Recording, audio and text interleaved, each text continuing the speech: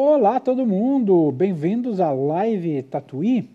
A gente está começando agora, um pouquinho mais tarde, porque houve uma primeira tentativa, um pouquinho mais cedo, com a Larissa Mundim, só que a gente teve uns probleminhas técnicos. A gente, de repente, o áudio dela sumia e tudo mais, e o que ela falava era tão interessante, tão bacana, né? Então, deixa eu já ver se ela está por aqui. E eu já convidada, Dona Larissa Mundim, a voltar para esta live que é parte do Tatuí em Casa. Sempre segundas e quintas-feiras às 4h20 tem uma live com uma pessoa diferente, uma artista, uma editora, como é a Dona Larissa, que já está conosco. Vamos lá, Larissa! E aí, tudo bem? Tudo bem? Feliz de estar de volta. Ah, que bom! E que bom te ouvir! Que bom poder te ouvir. Então tá, bom, a gente está gravando todas as lives. Gravando, o que que é gravar, né? A gente baixa as lives e a gente pretende postar elas nos nossos canais de YouTube e tudo mais. Para quem nos assistiu à transmissão anterior, né, obrigado pela paciência, pela audiência, mas para quem não nos assistiu e talvez esteja assistindo só esta versão, o que que a gente pode falar, assim, de uma maneira bem resumida, sobre o primeiro tópico dessa nossa conversa, Larissa, sobre a afirmação da cybercultura em 2020, por favor. Certo. Primeiro, vou agradecer de novo, então, a oportunidade de estar aqui com vocês, Banca Tatuí, Lote 42, fantástico.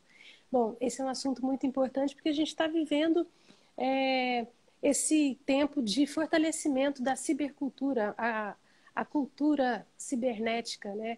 O fortalecimento de hábitos, de modos de existir remotos. Veja bem, eu mencionava que um dos marcos teóricos sobre a cibercultura é o Marshall McLuhan, um canadense que previa de maneira fantástica nos anos 70 ainda a utilização de mecanismos que pudessem ser extensores dos nossos membros, e ele falava do aparelho telefônico celular naquela ocasião. E ele mencionava também a possibilidade de cada um de nós ter nosso próprio canal de comunicação. Isso parecia fantástico nos anos 70. Uhum. No final dos anos 90, um outro teórico, o francês Pierre Lévy, mencionava a cibercultura como um episódio, né? Um fenômeno técnico, na verdade, ainda subdimensionando a importância dessa cultura, desses hábitos que hoje estariam orientando o nosso modo de viver, de ser, de pensar. E importante a gente pensar que o Pierre Lévy no Brasil foi o primeiro teórico que discutiu virtualidade, cibercultura, ciberespaço, e que nesse primeiro momento, que foi em 1995, 96, quando a internet tornou-se um serviço que poderia ser contratado por nós, por meio de telefonia, houve primeiro uma ocupação desse espaço com as relações, a partir dos chats, que todos nós, ou não, né, porque isso é uma coisa bem antiga, frequentamos por pura diversão. Em seguida veio o comércio, a prefeitura, a publicidade trouxe, então, os serviços de maneira bastante agressiva para o ambiente virtual. Novos serviços foram criados para criar, para poder ocupar aquele espaço, né? Os serviços de delivery, por exemplo, que já existiam, é um exemplo clássico de, é, é, de presença, né, da cibercultura e de afirmação dela. Então, em 2003, quando esses livros estavam todos disponíveis, além de um outro que é bastante importante, que é um sobre redes, publicado pela WWF, eu fundei aqui em Goiás a Casa da Cultura Digital, que é a primeira casa da cultura digital do Brasil. Já existiam outras iniciativas bastante consolidadas, como a CDI, que é o Comitê para a Democratização da Informática, que promovia inclusão digital no Brasil todo, presídios, casas de saúde mental, feiras, aldeias indígenas. Então, como o processo de inclusão digital já estava avançado, a Casa da Cultura Digital, João, trabalhava gestão de informação, ouvindo uma outra previsão de um teórico fantástico, que esse é norte-americano, é o Roy Ascott, que dizia que nós viveríamos um segundo dilúvio. E esse segundo dilúvio seria, então, o da informação. Então, para a gente poder sobreviver a esse dilúvio, seria, então, o caso da gente saber fazer a gestão dessa informação, tirar proveito dela, porque naquele momento em que cada um começou a se apropriar do seu pequeno território no ciberespaço, criamos nossos próprios canais, nos encantamos pela possibilidade de transmissão, como essa que a gente está fazendo agora, mas logo em seguida foi bastante importante cuidarmos do conteúdo. Afinal de contas, estava de repente todo mundo ali transmitindo sem ter o que dizer, levava vantagem e fazia história quem tivesse, na verdade, algo a dizer. Então chegou esse momento de produção de conteúdo, mandar no que a gente estava fazendo. E essas ofertas que foram surgindo, tanto do ponto de vista relacional, quanto do ponto de vista de comércio e de troca, e aqui eu falo troca de informação, pode ser na educação, né? Pode ser como o que a gente está fazendo agora. Começou, então, um processo de mudança de hábito, de alteração da maneira como a gente agia, da maneira como a gente fazia. Ou seja, a mudança de hábito, a mudança de modos de operar, isso significa a construção da cibercultura propriamente dita, né? Porque a cultura é isso, de forma simplificada, é um conjunto de hábitos, de modos, de saberes. A cibercultura é um conjunto de hábitos cibernéticos ou que são desenvolvidos nesse espaço cibernético que é o ciberespaço. Então, a construção da cibercultura ela vem se dando de maneira mais fortalecida, mas nunca como a gente viu em 2020. E aí é interessante observar que os instrumentos e as ferramentas já estavam todas postas. Os aparelhos celulares cada vez mais sofisticados, nos trazendo possibilidades na palma da mão, a educação à distância bastante preparada, já fazendo um trabalho relevante há muito tempo, mas agora com novas possibilidades de negócio, sem dúvida, né? E à medida que a gente vem, então, vivendo esse novo momento, é o que eu chamo de afirmação da cibercultura, porque se até esse determinado momento que eu descrevi, o acesso à cibercultura, a ocupação do ciberespaço tinha relação com diversão, acesso, opção profissional, agora é necessidade. E aí a gente chega nesse ponto, né? A minha mãe hoje tem um desses aplicativos de reuniões instalado no celular dela. Então isso é uma coisa impensável, porque até mesmo ela usava mais o WhatsApp para comunicação com a família. Então, agora que a gente precisa, de repente, provocar uma reunião familiar, né, num domingo qualquer desses aí, é necessário, de repente, ter aí um aplicativo. Isso é impensável no celular, instalado no celular dela. Só para dar um exemplo caseiro, né? Um outro exemplo bastante caseiro. Eu tenho uma filha de 13 anos que é bastante guerreira e por isso está suportando as rotinas da sala de aula online. De segunda a sexta-feira, bastante cansativo, né? Depois de 90 minutos já fica muito cansativo. E então ela também tem feito processos de adaptação dela, por mais que ela seja interessada, mas a escola inicialmente fez as adaptações que são inicialmente apenas a virtualização de conteúdos. E aí, João, a gente tem nesse momento de afirmação da cibercultura uma outra questão importantíssima, que são as pedagogias. Pensar as pedagogias e as didáticas, né? Larissa, antes de você entrar na questão das pedagogias e avançar no seu raciocínio, eu queria só pontuar uma coisinha que você falou. É muito interessante essa questão de ocupação de terrenos no cyberespaço, porque se você pegar em português, o endereço na web é um sítio, né? Um sítio, parece uma área mesmo, né? Tem uma ideia até de domínio, né? Quando você compra lá o negalilu.com.br, não sei, lote42.com.br, você compra um domínio, né? Como a linguagem às vezes revela muita coisa, né? E para pontuar outra questão que você mencionou aí, eu vou anotando aqui. Aliás, fica a dica para quem nos assiste, pegue uma caneta, um caderno, vamos anotando que a Larissa tem muito a nos ensinar. Parece que a gente foi se preparando para esse momento da Covid sem se dar conta, né?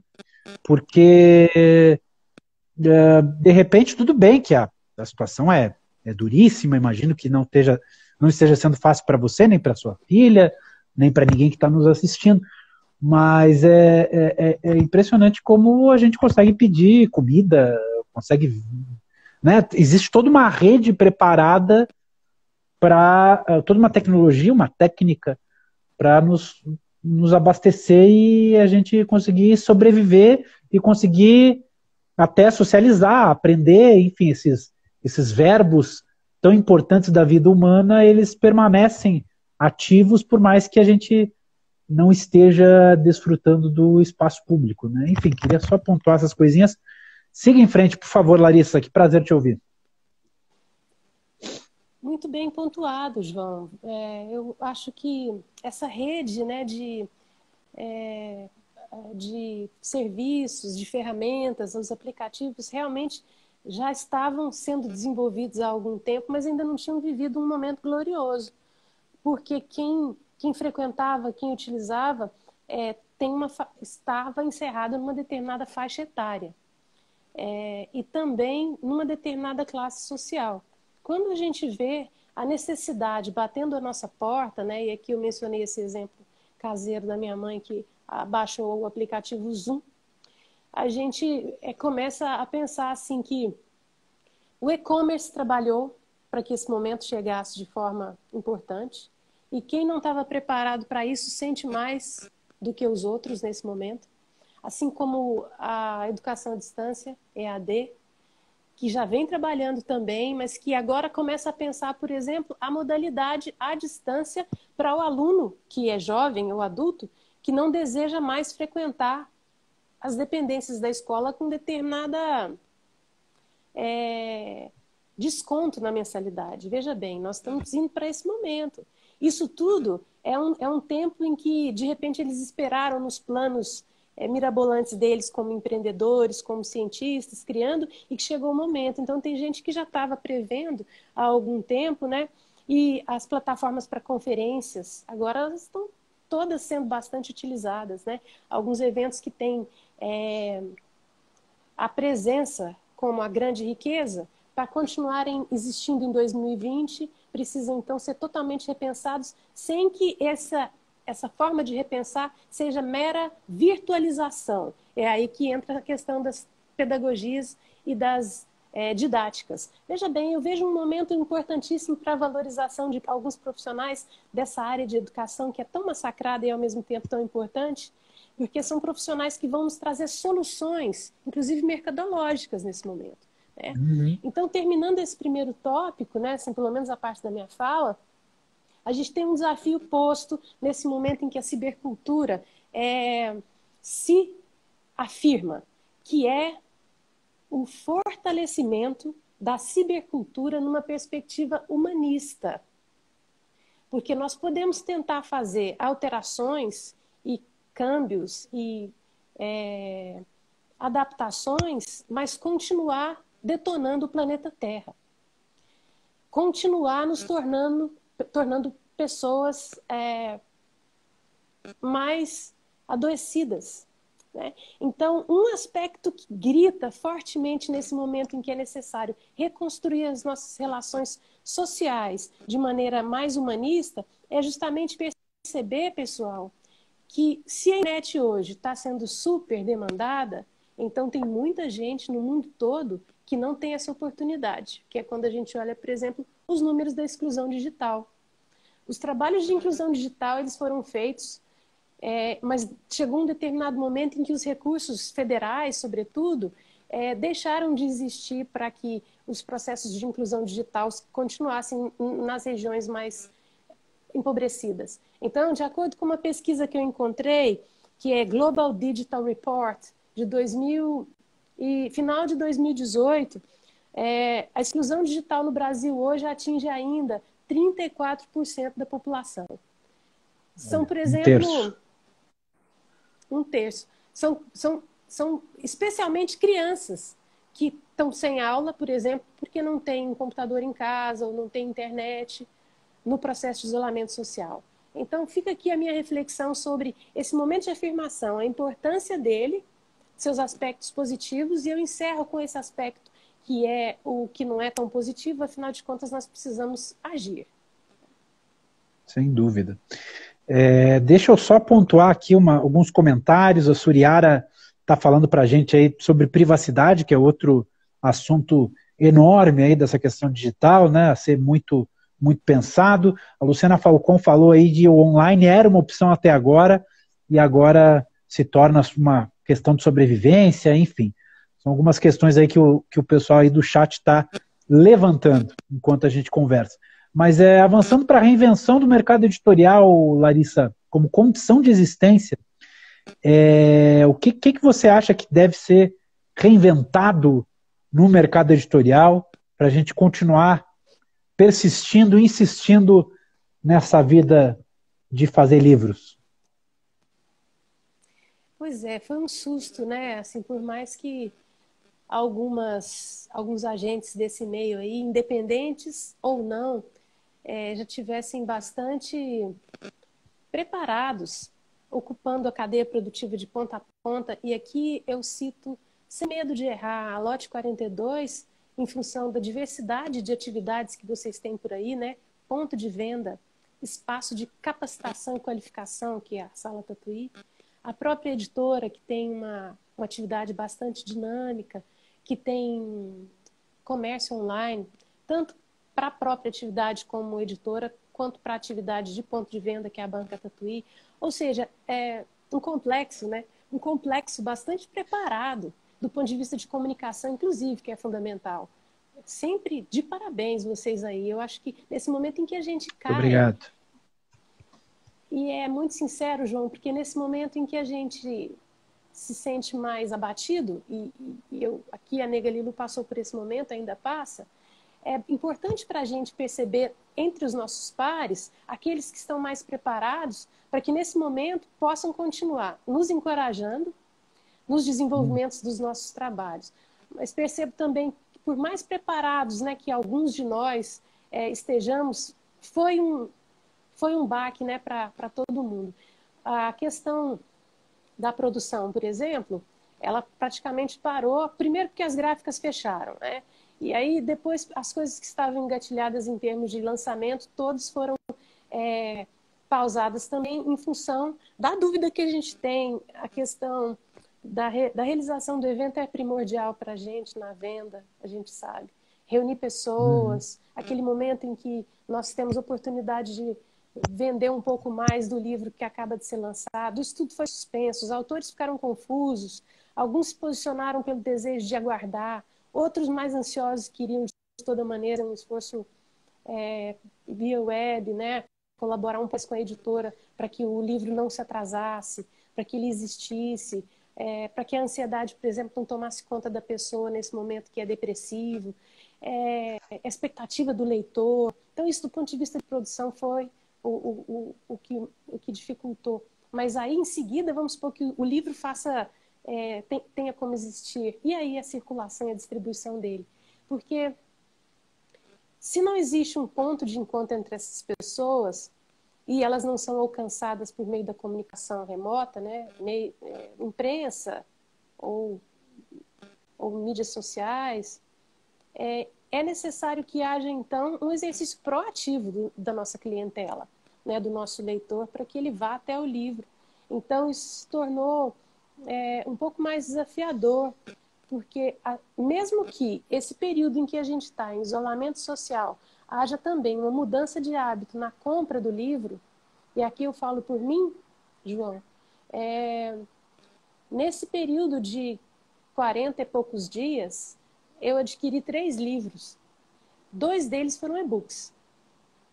E adquiri um livro de um companheiro nosso, de uma autora maravilhosa, Maria José Silveira, de um livro incrível que eu queria ler, que é o Maria Altamira. Olha. Então, você está vendo os adjetivos diversos que eu coloquei. É porque eu queria muito, eu desejava demais. Então, o acaso deixou de me pegar enquanto consumidora. Eu precisei de ser bastante proativa. E fui atrás. Agora, a construção desse perfil de proatividade e de desejo e compra do livro, ele não é anterior ao desejo de leitura do livro. Então, por que eu estou falando isso? Já quase que caindo no segundo tópico. É porque se a gente não instala de forma firme, permanente, um contato com o livro, a leitura e a escrita, como hábito, como cultura nossa, é muito fácil que a quebradeira anunciada do mercado editorial se consolide esse ano, ano que vem, como está acontecendo. Porque a nossa parte, de repente, é fazer livro e tentar a venda do livro numa postura independente, mas é um momento em que afirma também esse processo de reinvenção que eu tenho falado nos últimos 2 anos, e você acho que já me escutou algumas vezes, sobre uma visão excêntrica de como transformar essa cadeia produtiva. E posso ouvir mais 50 vezes se necessário for, viu, Larissa? Você pode resumir um pouquinho para quem não teve ainda o prazer de te ouvir o que seria, de uma maneira sintética, dá para sintetizar o raciocínio excêntrica, que é um pouquinho do que tu já estava construindo aqui, na verdade, né? Eu, como já te conheço, já sei que você já tocou em alguns desses tópicos, mas vamos lá. É verdade. E então, uma visão excêntrica de um mercado transformado, ele passa por 7 pontos, que rapidamente vou só mencionar cada um deles, é assim. Primeiro é a revisão dos processos produtivos. Quando a gente chega nesse ponto da impressão digital, podendo criar, podendo produzir um livro só, a gente vai para a tipografia, a gente vai para a costura exposta, a gente reinventa o jeito de fazer do livro como objeto. Depois, o fortalecimento dos agentes subrepresentados nessa cadeia produtiva. Eles estão presentes, mas eles não estão no lugar de decisão, que somos nós. Mulheres, negros, indígenas, pessoas LGBTQI, idosos e pessoas com deficiência. Depois, talvez um dos pontos mais estratégicos seja o redimensionamento do papel de cada agente da cadeia produtiva do livro, começando pelo autor. Se ele consegue se fortalecer enquanto proprietário intelectual do livro, tudo começa a se transformar. Vou pedir a ajuda da minha filha aqui para me colocar na tomada. Júlia! Deu um aviso aí de pouca bateria, é isso? Deu um aviso de pouca bateria. Ixi, Maria. As pequenas editoras, né, João, se elas permanecem no meio da cadeia produtiva e deixam de circular de ponta a ponta, elas também estão equivocadas, elas não estão exatamente atualizadas, que é necessário estimular a leitura e formar leitores, assim como pensar alternativas de circulação da produção gráfica e literária. Um outro aspecto é justamente esse, pensar a alternativa de circulação, porque as distribuidoras elas têm um modo não engajado de agir, então são um agente bastante vulnerável nesse momento. O agente logístico ele há de desaparecer. As editoras têm feito contatos diretos com as livrarias e assim vai. As próprias livrarias, elas também têm se reinventado.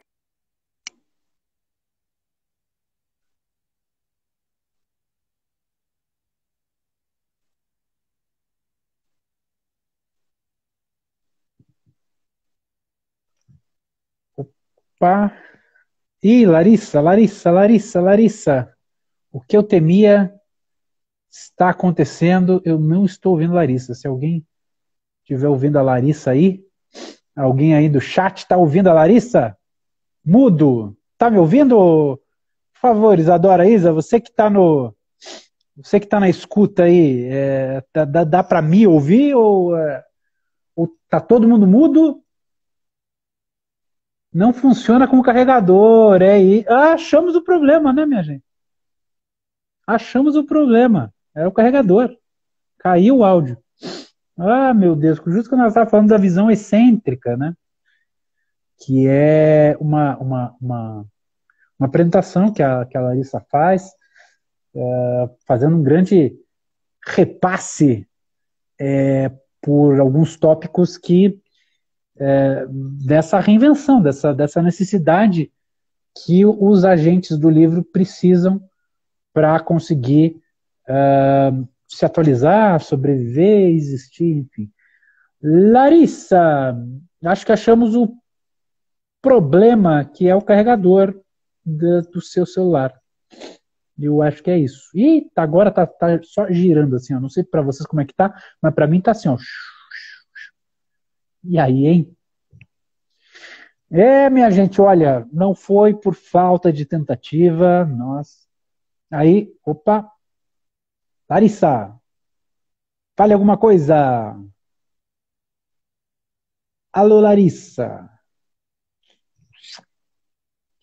Minha gente, questão de editor independente sempre tem um problema. Se não tem um problema, desconfie. Desconfie que ela não é tão independente assim, tá?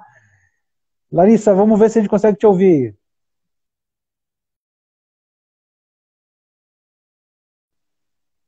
Piscou, caiu, caiu. Vamos ver se a gente consegue levantar a Larissa. Gente chorando, ateliê feito em casa chorando, Suriara fazendo cara de triste. As reações são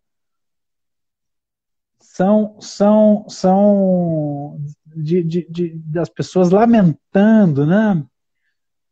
Manifestações de pesar, é essa a palavra que eu estava buscando aqui, pesar pela queda. Larissa, será? Volta, o Paulo Verano pede, volta, Larissa. Tá todo mundo Ai, gente. uma corrente aqui de fé, querendo que você volte, Larissa.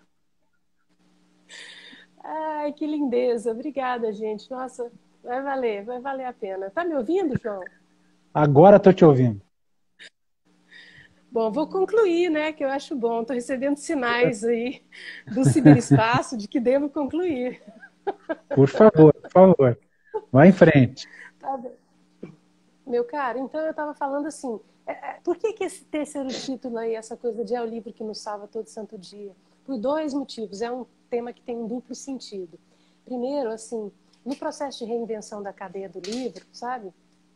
Por mais que a gente tenha que pensar nossos sites de maneira mais amigável, né? O e-commerce funcionando de forma segura,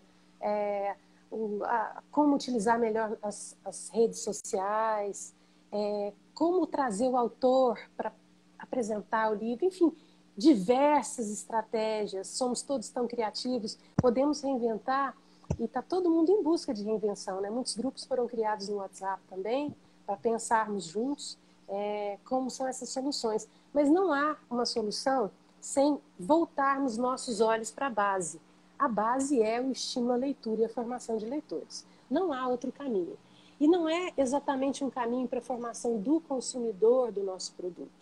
É um caminho para a formação do cidadão desse país, que pensa de maneira crítica, consegue avaliar os fatos e, quando eu digo que é o que nos salva todo santo dia, nesse sentido da construção de um mercado mais sólido, mas também no sentido relacionado à saúde, João. Veja bem, as pessoas mais jovens, elas às vezes, por falta do hábito de leitura, deixam de vivenciar um momento importante que a gente tem na intimidade da leitura. Eu costumo sempre dizer que a leitura é um remédio excelente para que possamos amenizar a ansiedade. Sim. Para que possamos compreender um pouco mais sobre presença e presente. Então, a leitura é isso. É também, do ponto de vista da saúde mental, uma forma de nos salvar todo santo dia, sobretudo nesse período de isolamento social. Claro. E pegando carona aí no seu argumento, Larissa, e até tocando no tópico que a Suriara tinha sugerido de privacidade, né? A gente perde aquele espaço íntimo, né? Aquele espaço aí sim super privado, né? De leitura, de calma, de pensamento, né? Parece que houve uma erosão da ideia de privacidade e a gente acabou perdendo esse território íntimo onde a gente desenvolvia nós enquanto seres, né? O espaço íntimo da alma, esse conceito meio metafísico, mas que é a nossa consciência, somos nós enquanto seres, né? Enfim, aí o digital chega até a gente com essa dessa maneira avassaladora que acaba nos privando disso, ou dando a entender que não faz mais sentido esse espaço íntimo, né? Quando não. E aí os livros até se colocam, como você mesmo muito bem pontuou, como uma salvação para a gente todo santo dia, né, Larissa? Enfim, só pontuando uma coisinha. João, mais um complemento, e já contemplando a fala da Suriara, beijo, viu, Suriara? É o seguinte, sobre privacidade. Você falou, por que as pessoas já estavam bastante preparadas e que os instrumentos já existiam, estavam preparadas em função da extração de informação, que é também invasão de privacidade, né? Então, essa extração de informação que vem ocorrendo nas mídias sociais e que a gente vem entregando de bandeja, fazendo a exposição da nossa vida, dos nossos gostos, dos nossos desejos, isso tudo foi, então, colaborando para que as inteligências pudessem criar produtos e serviços para que nesse nosso momento caótico a gente pudesse pensar, poxa, agora eu estou precisando do rap, agora eu estou precisando, sabe? E isso já existia, isso é fantástico, você achar tudo muito bem orquestrado. É isso. Mas podemos então ir para o último tópico, João? Por favor, vamos lá. Relatos sobre a Feira Excêntrica 2020 antes da Covid-19. Velho, toda vez que eu penso sobre esse assunto eu fico até arrepiada, porque a feira aconteceu uma semana antes da pandemia ser decretada, né? Ser identificada e o isolamento social ter sido decretado. E no dia 7 e 8 de março, aqui em Goiânia, quando aconteceu a Feira Excêntrica de Publicações Independentes, nós não tínhamos, então, uma perspectiva de isolamento. A feira aconteceu com muita tranquilidade. Para quem não conhece, né, vou fazer, então, um pequeno histórico. É uma feira que acontece em Goiânia, geralmente é aquela que abre o calendário nacional das feiras de publicações independentes.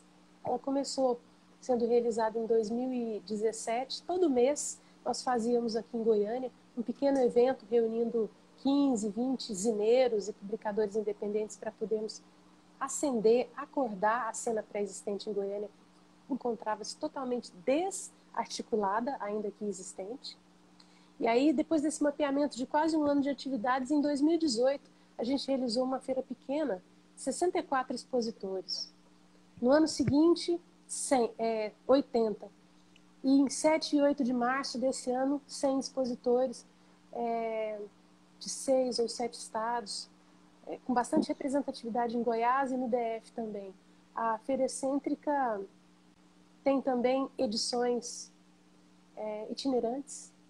A gente realiza em Pirinópolis com o apoio da Avoar Livros, na cidade de Goiás com o apoio da Leodegária Livraria, e chegamos a Rio Verde agora também com a Aconchego Sabor. Queremos ir para a Chapada dos Veadeiros para difundir a cultura gráfica e das publicações independentes e a força da autopublicação no Brasil Central. Temos uma parceria forte com Brasília e queremos conhecer quem está trabalhando no Mato Grosso do Sul, sem deixar de viajar para o Sul, o Sudeste, tentar também, de alguma maneira, causar interesse no pessoal do Norte e do Nordeste para vir para Goiás.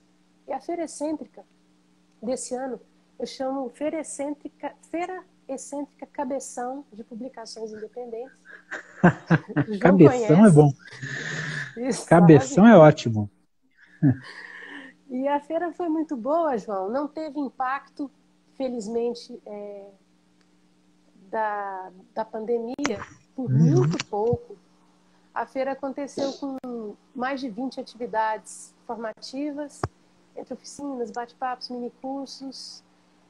Os 100 expositores vieram de todas as regiões também. A gente teve representação do Nordeste, que foi muito bacana. O pessoal do MOPS, que na representação do Rodrigo Ascioli, da Titivilos, trouxe 16 pequenas editoras do Nordeste para cá. Então, foi muito importante. Essa feira, ela aconteceu nos deixando um pouco de saudade, né? Porque algumas outras já deveriam estar acontecendo no país nesse momento. E estamos aí pensando de que maneira elas se reinventarão para continuar a utilizar, que é o nosso momento glorioso, né? Quer dizer, vocês fecharam talvez um ciclo, né, de feiras de publicação independente naquele formato que a gente conhecia. Talvez seja necessário se reinventar a feira. E aí a Excêntrica teve esse caráter de epílogo, né, desse formato e tudo mais. Né? Que coisa. Eu falo isso com um pouco de nostalgia, porque, né, gostava muito, e falo já no passado, né, já tentando superar o luto aí, gostava muito desse formato de feira, tanto na condição de público, na condição de produtor, na condição de editor, na condição de autor, também vendi os livros que escrevi lá, enfim. Então, vamos ver o que a gente vai fazer, né, dona Larissa, para esse novo normal que vem por aí. Inclusive, né, João, não sei se você se lembra, a primeira vez que eu te vi foi numa feira. É A gente se verdade. encontrou na Feira Plana, lá no MIS ainda, a última Feira Plana no MIS, deve ter sido 2016, talvez, né? Exato. Então, muitos de nós nos encontramos nesses lugares incríveis, né? Esses encontros incríveis mesmo que são as feiras. Lá que eu conheci a missionária Larissa Mondim, espalhando a palavra impressa, né? Que beleza. Queria registrar os comentários aqui, alguns comentários, muita gente, você começou a falar da Excêntrica, o pessoal começou a ter aí sentimentos, né? Todos eles positivos.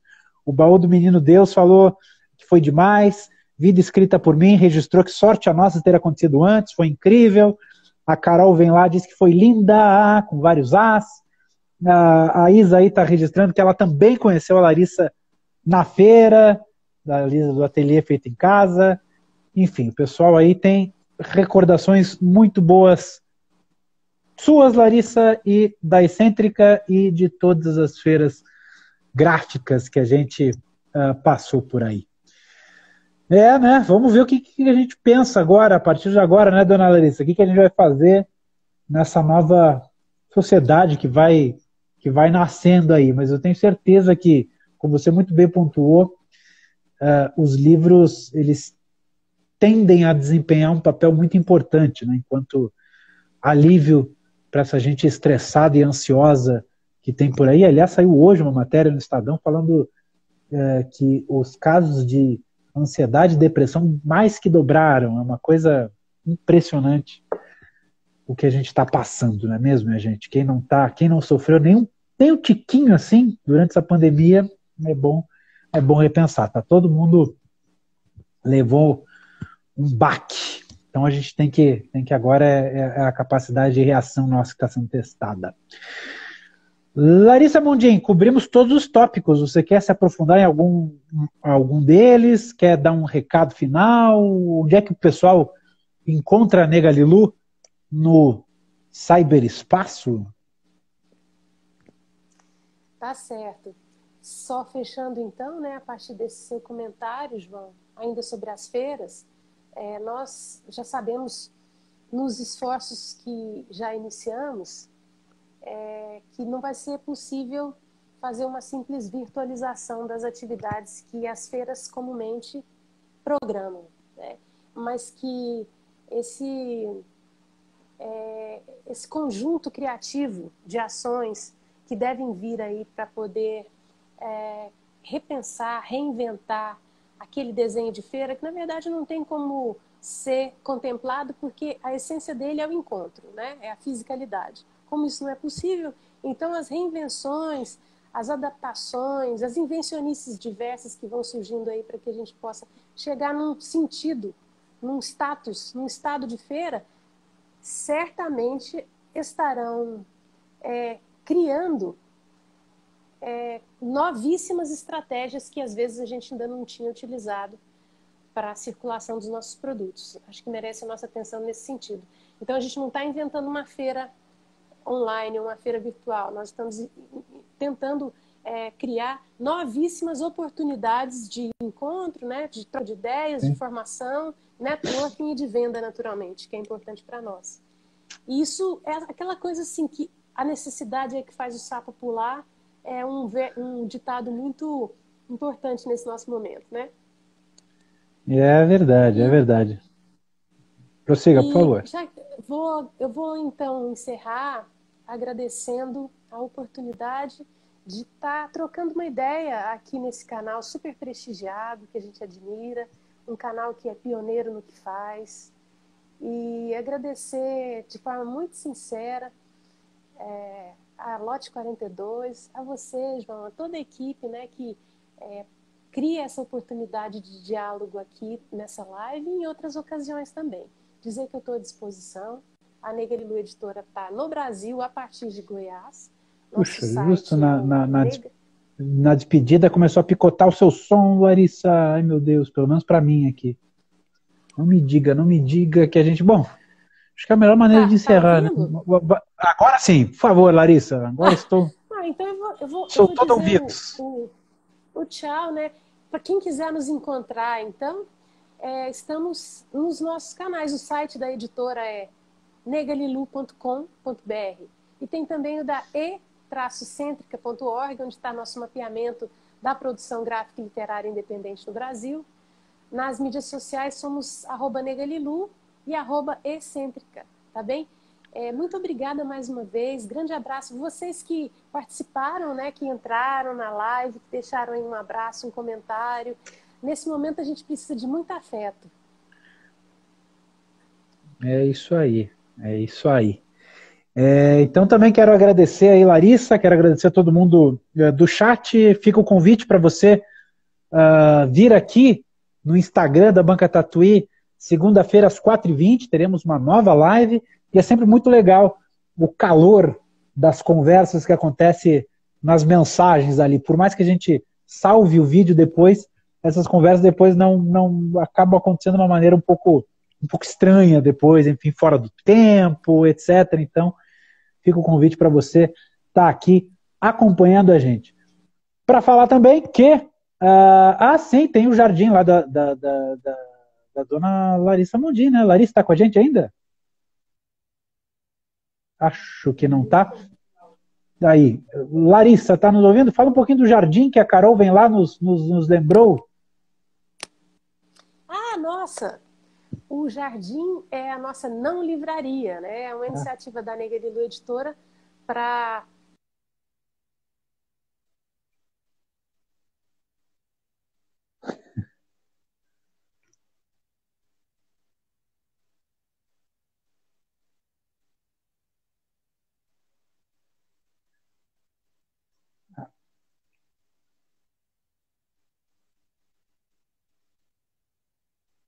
Está falando das publicações independentes que tem por lá, né? A Carol estava rindo, está rindo muito a Carol, que ela nos lembrou e aí nos ajudou. Tá aí a Luciana Falcão dizendo que foi muito massa, nos agradecendo. Não, agradeço a Larissa, essa pessoa maravilhosa que está aí batalhando pela publicação independente em Goiânia. Pois é, caiu ali, ficou mudo, mas enfim, aos trancos e barrancos a gente supera, não adianta a internet, não adianta o smartphone dar problema, não adianta o fone cair, a gente vai adiante, minha gente, não adianta, pode tentar a net cair, que a gente levanta, é isso aí. Então, para encerrar, queria dizer que o Tatu em Casa continua valendo, a gente falou na transmissão anterior, não falou nessa, que temos brindes para quem fizer compras acima de R$80, ganha 25 postais, poemas da Alessandra Calco. Está aqui um exemplo de publicação da Negra Lilu, para quem não conheceu, a nossa diretora aí trouxe lá, correndo, mão mágica de vez em quando, faz RS da dona Laíra. Está disponível na Banca Tatuí, está disponível no Jardim, enfim, conheçam esta obra aqui, que eu gosto muito. Ela vem sempre com uma microserrilha para você rasgar a página e aí dar para uma pessoa, ou enfim, rasgar porque quer rasgar mesmo. E aí vem sempre espelhado a página, até na capa. Você pode, esse livro está muito grande para você, você rasga ele pela metade e tá aí, fica com o Faz RS versão Pocket. Pronto, tá aí, tá resolvido. Esse é um exemplo da criatividade da Negra Lilu, que está lá em Goiânia, fazendo publicações, fazendo feira, fazendo jardim, fazendo não livraria, fazendo coisas. É isso que a gente precisa exaltar. Tatu em Casa tem brinde, Tatu em Casa tem descontos, diversas editoras com desconto na banca virtual, bancatatuí.com.br. E é isso, minha gente. Vamos encerrando por aqui. Um abraço. Valeu. Tchau.